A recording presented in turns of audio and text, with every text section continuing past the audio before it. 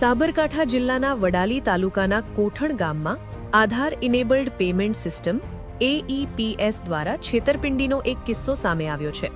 ગામના રહેશ પટેલ રવિન્દ્રભાઈ પ્રભુભાઈના બેંક ખાતામાંથી 3 દિવસમાં કુલ 20,000 ઉપડી ગયા હતા. આ અંગે તેમણે વડાલી પોલીસ સ્ટેશનમાં લેખિત અરજી આપી ન્યાયની માંગ કરી છે. પ્રાપ્ત માહિતી અનુસાર રવિન્દ્રભાઈના ખાતામાંથી ગત શુક્રવારે પ્રથમ 10,000 ઉપાડવામાં આવ્યા હતા. ત્યારબાદ રવિવારે ફરીથી 10,000 ડેબિટ થતા તેઓ ચોંકી ઉઠ્યા હતા.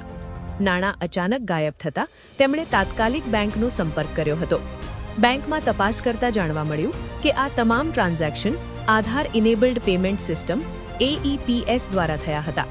આનો અર્થ એ થયો કે કોઈ અજાણ્યા વ્યક્તિએ રવિન્દ્રભાઈના આધાર કાર્ડ અને ફિંગરપ્રિન્ટનો ઉપયોગ કરીને આ નાણાં ઉપાડી લીધા હતા. આ અંગે ભોગ બનનાર રવિન્દ્રભાઈએ જણાવ્યું હતું કે હાલમાં મેં ક્યાંય અંગૂઠો આપ્યો નથી, પરંતુ 2-3 મહિના પહેલા ગામની શાળામાં આધાર અપડેટની પ્રક્રિયા દરમિયાન મેં ફિંગરપ્રિન્ટ આપી હતી. તેમણે અનુમાન વ્યક્ત કર્યું કે આધાર અપડેટ દરમિયાન જ તેમના બાયોમેટ્રિક ડેટાનો દુરુપયોગ થયો હોઈ શકે છે.